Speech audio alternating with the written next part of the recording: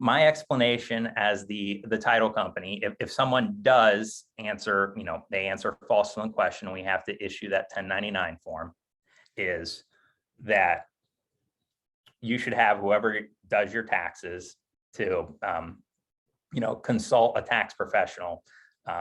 And then also, I'll also mention that people get nervous about the gains. If they had $80,000 of gains, let's say, well, they also forget the cost that it took them to sell the home. They also forget the cost of when they purchased the home, the cost of the improvements they made. So they get worried about that gains number. Usually it's not as scary as you think. Yeah, so basically if somebody just bought a house a year ago and they got a new job and need to move, a lot of people will say, well, I'm really concerned that I'm gonna have to pay a bunch in capital gains, and you can kind of ease their fears on that. One other thing that I wanted to mention is whenever this document comes about, we have a system on my team where my admin or transaction coordinator, every January 1st, we resend our clients their settlement statement so that they can be refreshed in case they've lost it over the course of the year, and help them with their tax process. So if you don't have that process in place, you can schedule through Gmail an email to go out with the attachment of a settlement statement so that your clients, number one, your clients are reminded about you on January 1st, the new year, which is great, but also you're providing them value even long after the transaction is closed.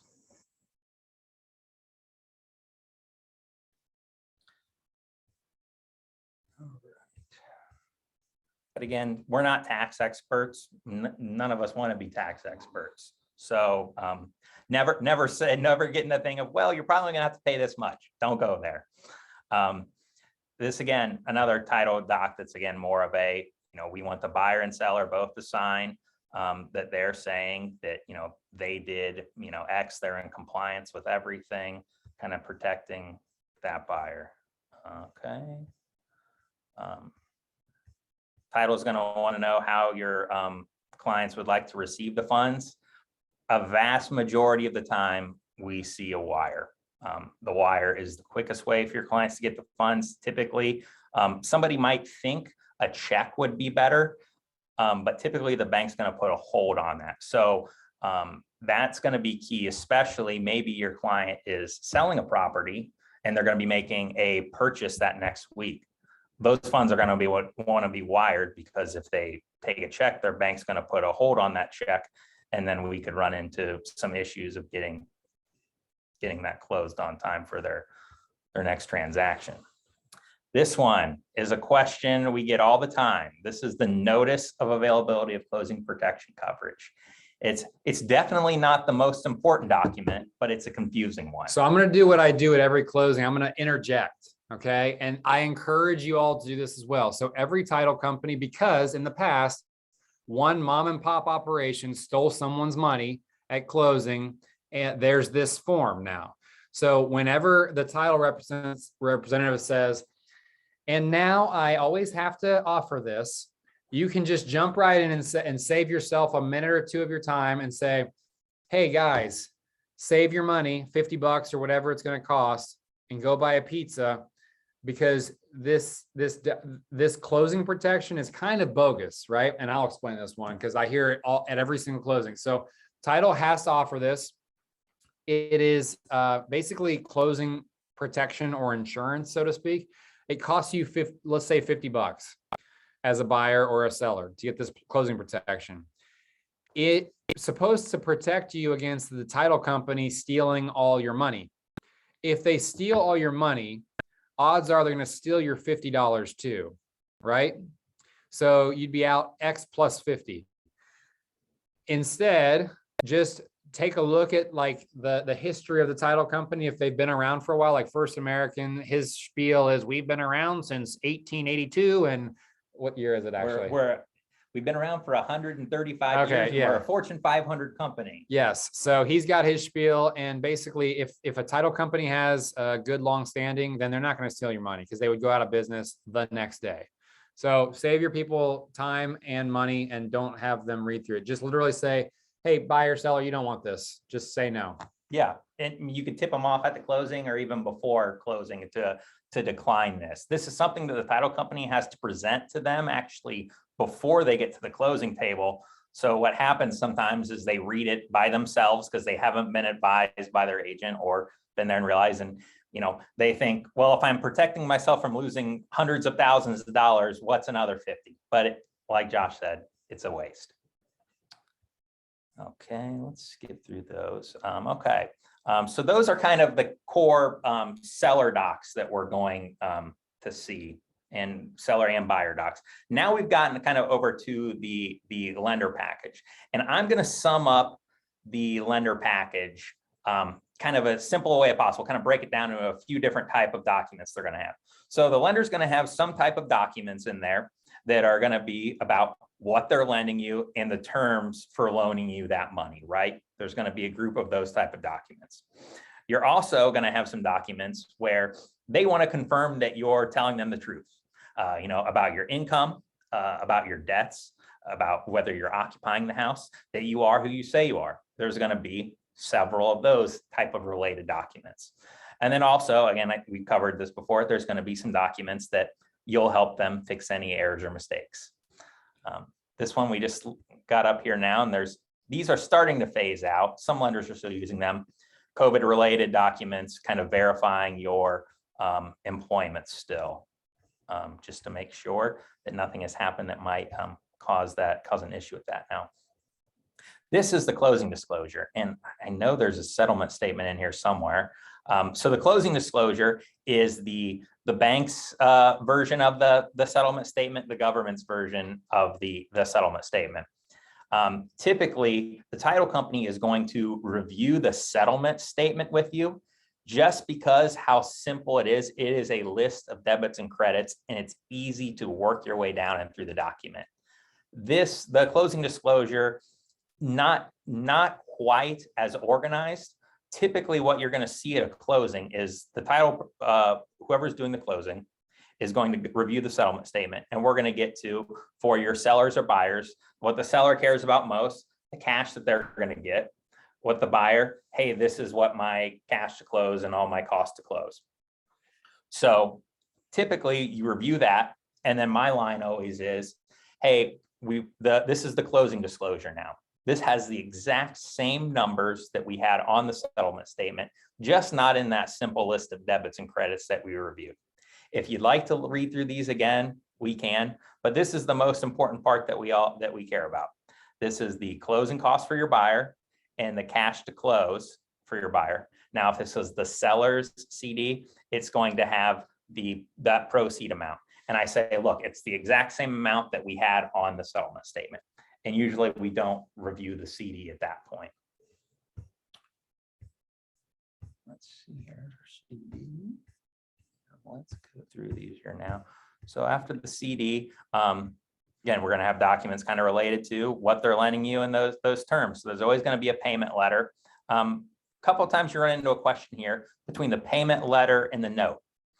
So the note, and we'll get to the note, that's the next document here. The note is just going to have the principal and interest, that payment on there. Your first payment letter, as you can see on here, it has the taxes, it has the hazard insurance, it has what that totally monthly payment's going to be. Sometimes they'll look and say, well, why are these two numbers different? Well, your note is one thing, your total payment that you're making is a completely different thing. So you're always going to have this payment letter giving that total monthly payment included in the package. And then as far as the monthly payment, also, you can typically tell your buyers on the front side, like, hey, if you buy a house and you close this month, you normally don't have a mortgage payment for 2 months, fair to say? Yep. And then that's on the note. So this is, again, one of the most important documents, right, that your buyer is going to sign. So usually, typically, we're going to go through this note. We're going to say, hey, your borrower is borrowing this amount of money. It's going to be at this interest rate. On here, it has when that first payment is due, when that first payment starts. So in this case, it was June 1st, and then when that last payment is made. And there's usually a joke made about making that payment for 30 years. we have the amount that's going to be that monthly payment. Again, that's going to be just the principal and interest. There's going to be the right to prepay. So you can pay your loan off early. You can make extra payments. Then we get to the next page, which once we get to section 8 here, the borrower's failure. So that first part is kind of the terms. This is essentially the bad stuff that's going to happen if you don't pay. So that it includes the, hey, when is the payment considered late? What would be the late payment fee? Typically it's a percentage or a number per day. Then we start talking about things. What happens when they go into default? You know, the notice that the lender is going to give you. Just kind of the negative things if you do default. So this one, and this is one of the important ones in this document, and also the mortgage, which will be next. So the note lays out the payments, the terms of lending you, I guess, that money. The mortgage is what is recorded as giving the lender kind of security. They want to record that document so that kind of has the terms that are, you know, that they protects them as that note holder. Since they hold the note, they record that document. So if you don't keep your promise to pay, well, this mortgage is the terms that you have kind of set with them. So we go through here.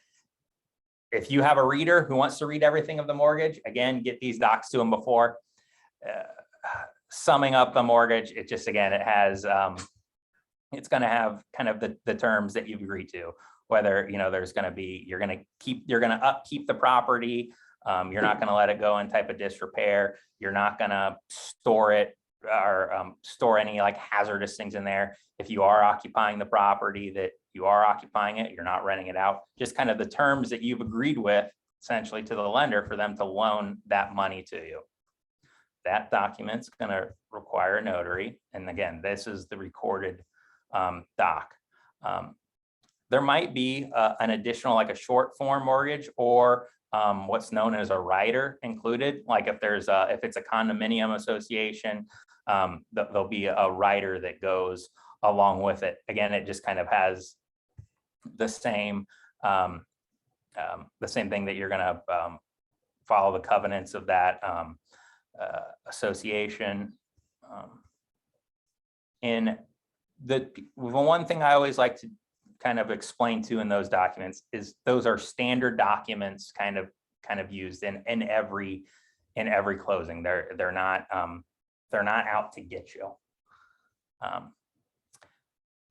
The one thing are you going to occupy the house? The lenders, if you tell the lender that you're going to occupy the house, they want to make sure you're occupying that house. Again, that's kind of a term of the note and the mortgage.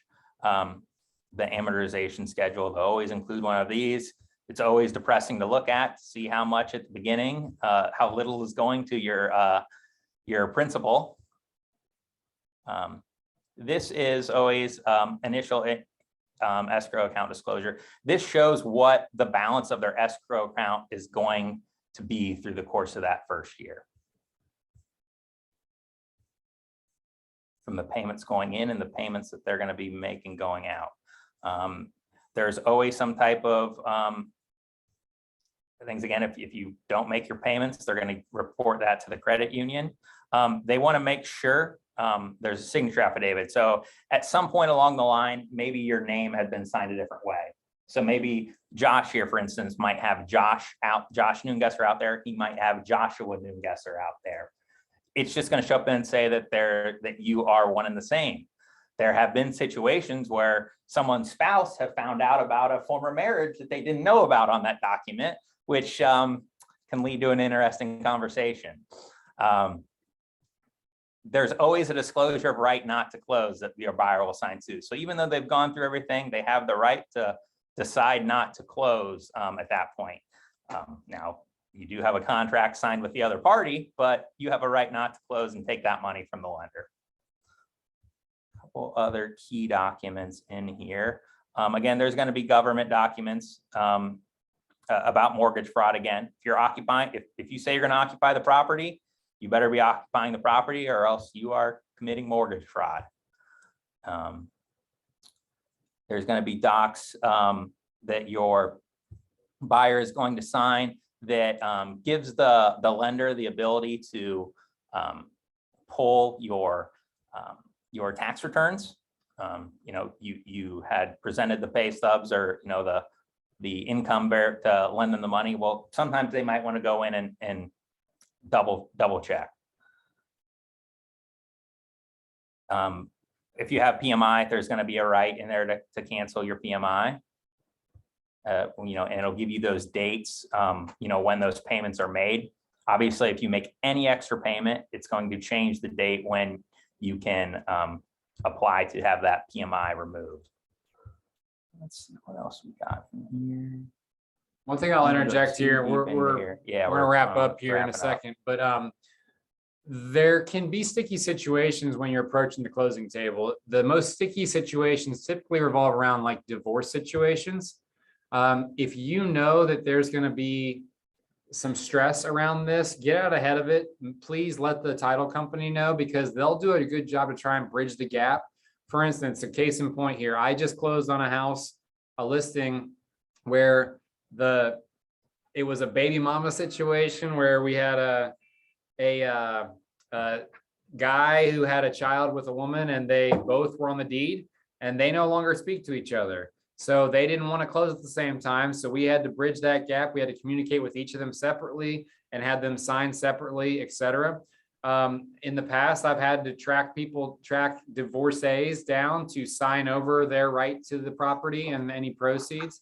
And that was sure a stressful situation, but get out ahead of these things. If you know that your clients are going through a divorce or going through a split up and they're both names on the deed, or if there's a, God forbid, like a cheating situation where they're both still married, even like both parties in Ohio have to sign certain things. So we want to get out ahead of these things. Just fair warning there. Yeah. So both parties having to sign in Ohio is dower rights. And this is also something that we run into. Let's say I purchased the home and I had a mortgage on my home and I purchased the home. Well, then I ended up getting married. Well, just because I purchased that home when I was single and I'm the only one on the loan, once I'm married, my spouse has a right to that property. So even though you're the only person in title when you bought the home, your spouse will need to sign at closing. That's something that we run into sometimes. People, why does my spouse need to sign? And then again, we find out that spouse maybe isn't local right now. They could be in another country visiting. They never knew their spouse was going to have to sign at closing. So again, that's kind of one of those things of having title, know everything kind of up front and getting stuff early. You could turn into what could be a situation then of trying to get it closed on time and getting everybody to sign versus, in that regard, I would say in that regard, I had a question for you. Yeah. So I have a buyer that we're in contract, supposed to close beginning of May. He is in the process of getting divorced. So like I know for the lender, he had to provide the separation documents. Mm-hmm. Is that something that we are going to need to address at the closing, because legally he's still married? Yeah. So again, I am not an attorney. And I'm not, and Josh, I think Josh said that you're in Kentucky, so I'm not 100% sure there, but I have actually run into this situation before. Until you are divorced, separated and divorced aren't the same thing. Until you are divorced, I believe that lender is going to require the spouse to be on the mortgage. Okay. So again, I would check with talk to your lender, maybe talk to attorney, but I have actually encountered that situation. And yeah, it was a very tough situation. The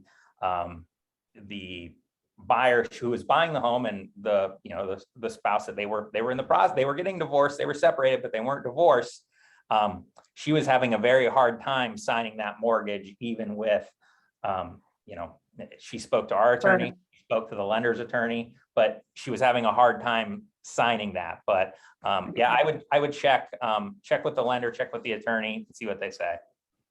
Okay, I would say, because the other twist to this is the buyer is currently a resident of Tennessee, and I think that's where his lender is, so it may vary for them. So thinking maybe the title company would be the place to start with that question. Yeah, that start there, and yeah, that's a good place to start. They'll be able to give you some advice. The escrow officer, the attorney with the title company. Okay, perfect. Selena, in Kentucky, where you're at, do you as a buyer select the title company for your transaction, or does the seller? So far we have selected the buyer as the buyers. Yeah, in different parts of the state of Ohio and in different parts of the country, it's all different. So it's unique to your area. So I recommend definitely getting in good with a title company, one that you feel is taking good care of you. And one perk of that is this. Whenever I have a sticky situation coming up in an upcoming, let's say I go on a listing appointment and I learn that this couple is going through a divorce, or this just recently happened as well. I had a mother who was selling, and her husband had recently been deceased, but his name was still on the auditor's website as an owner. So I reached out to Ryan, and Ryan, because title companies have to have a lawyer affiliated with them, they were able to get me an answer on if that would cause any issue when closing, or if this was going to be a longer drawn out thing. So it's always good to jump ahead and put the onus on the lender or the title company to get you the answers you need. Because again, like Ryan said, we're not lawyers and we don't do the title stuff. We don't do the lending. If there's any possible hiccups that we could anticipate, get those out ASAP so we don't encounter them at the closing table with the what's up look, right? Yeah, if you get that stuff to the lenders and the title companies early, we'll do a really good job of staying on that timeline and getting things closed on time. When we find out about these things the day before closing, or sometimes 2 days before closing, that's when it gets tough. Gotcha. All right, and everyone, I apologize. I do not have a settlement statement in here. I will, Josh, maybe I'll send this to you. I'll just review a settlement statement, and if you want to share it, I'll just send you a little video that you can share out to everybody, kind of going through a settlement statement. Well, I've got one. Just don't pay attention to the names and stuff. But here's a settlement statement. We're just going to jump ahead here.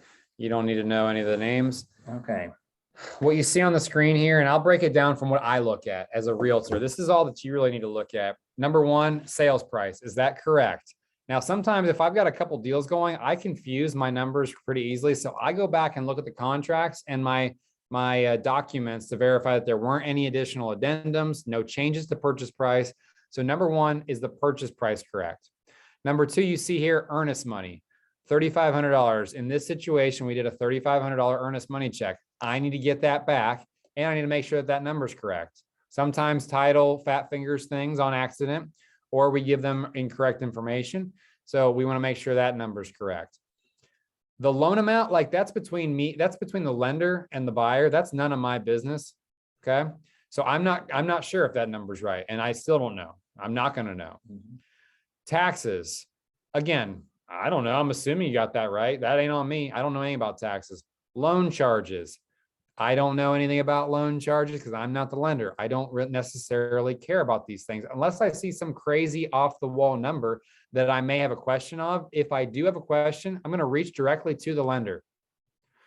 Impounds. So this is like homeowners insurance. So when you go to close, most lenders will require you to get homeowners insurance. So that's a given. Property taxes. Okay.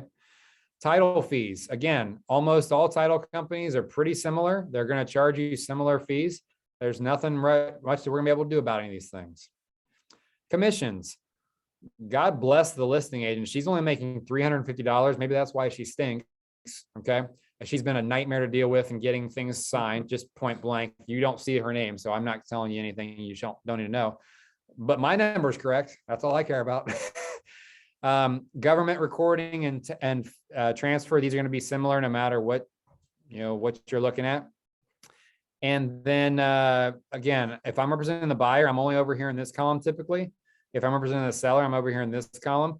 This is what I need to know from my buyer. This is bottom line, how much money they need to bring to closing. So because it's over 10K, I tell them, I whip out my wiring speech. Like, hey, you need to wire these funds because it's over $10,000. You want to do it at least 2 to 3 hours before closing, because it typically takes 2 to 3 hours for your funds to show up in a wire to the title company prior to closing. So if it's a 5 p.m. closing, do it at lunch at the very latest. You can schedule wires to be out. So go a couple days in advance and don't stress. But regardless, also bring the paperwork, like your receipt, your wiring receipt to closing, just so you can verify in case they, for some reason, don't have it yet. And so that's that. I don't care about many of these numbers. Honestly, I'm just looking out for the numbers that I know and am responsible for. Yep. And so Ryan, at the closing table, this is normally one of the first documents the title company will pull out, because we want to make sure that the numbers are accurate.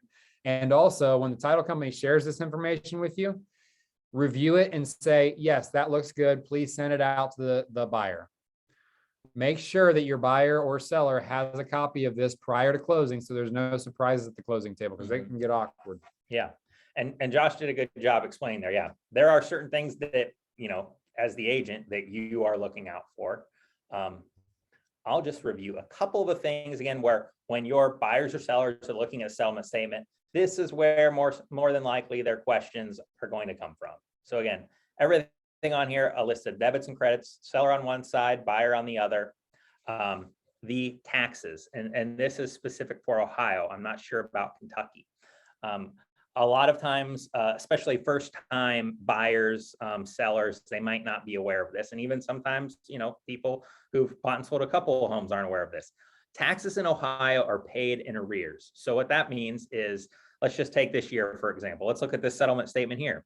So the county taxes from 7/1/22 to 4/22/22. Okay, so the first half of, or I guess the last half of 2021's taxes, those taxes are actually won't be due until this summer, until June. So they can't be paid early.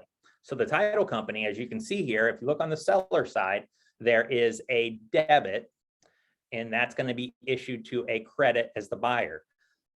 And then you have the first half of 2022 taxes. Those will actually be due at the end of the year. So we're issuing that as a debit from the seller as a credit to the buyer. Now, your seller is going to say, wait, but I pay my taxes to the lender. I escrow those taxes to my lender. Well, the lender can't pay those until they are due. So what the lender is going to do is title is taking care of these taxes with a debit and credit.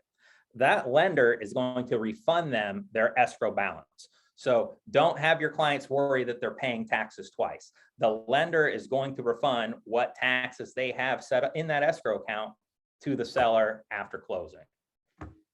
That's probably one of the biggest questions and concerns that people have looking at the settlement statement. Josh said again with these loan charges, and even from the title perspective, especially whether it's a closer with the title company, a contract closer, we don't know anything about those loan charges. Again, if we see something that's really crazy, we might say something, but other than that, we don't know the details of those loan charges. What we do know, if you're closing with the title company, the title charges, like Josh said, so many of the title charges, like the title insurance, which is that biggest charge right over here, that's regulated by the state of Ohio. Not sure what it is in Kentucky, but we're regulated by the state of Ohio. So that number is the same at any title company you're closing with. Now, if your client has owned the home for less than 10 years and they received a title policy when they purchased it, which more than likely they did, they could be eligible for a reissue credit, which is going to drop that number. I'm not sure again on this one if it had been or not, but that would drop that number by 20 to 30%. So that's one thing the title company is going to ask for. But then again, as the agent, mention it to your seller of, hey, if you bought this less than 10 years, if you have a settlement statement or a copy of that policy, get it to the title company. It's going to save you some money. Hey, we're running out of time. I want to leave you guys some opportunity to ask some answers. If we need to ask some questions, if we need to go over a little bit, that's cool. But while we've got a title pro here, what questions do you all have? And maybe certain situations, scenarios, or questions about numbers, documents, etc.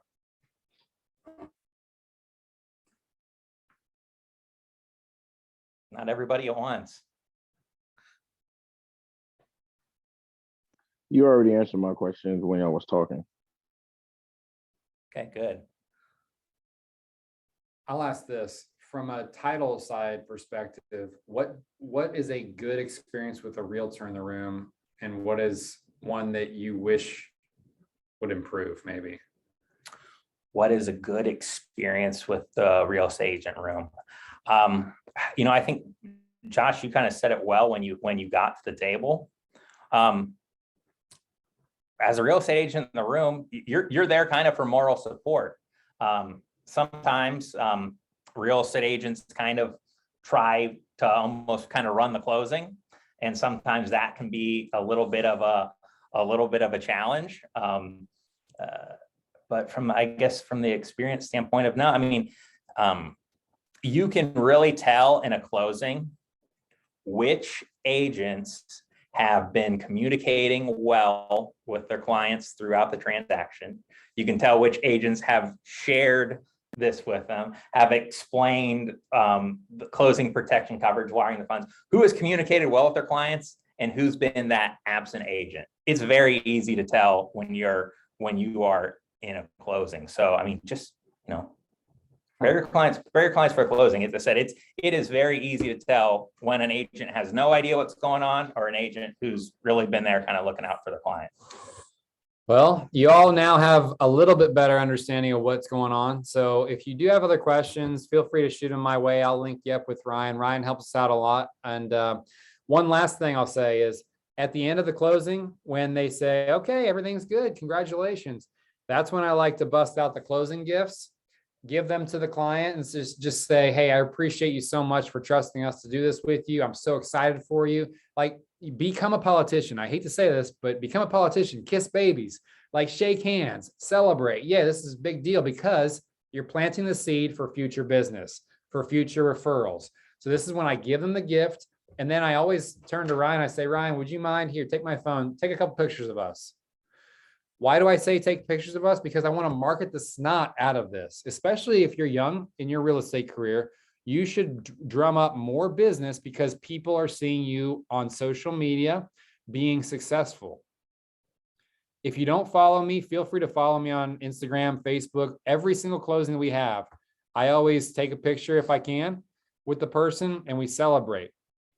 And I write a little blurb. It's special to them. Do something unique to you, I guess. But at the end of the day, if you're not marketing your successes, then who's going to do it for you? Nobody. So we want to congratulate you, and you'll get a lot of positive feedback on your closings, and you can allow your buyers or sellers to share your posts and celebrate along with you because they're so excited. So hopefully this is good for y'all. Thanks for jumping in and attending. It's clear who wants to improve and increase their realtor capacity, and it's clear who doesn't. So thanks for being the ones that care. I will talk to y'all later. Enjoy your week. Thanks, Josh. Bye.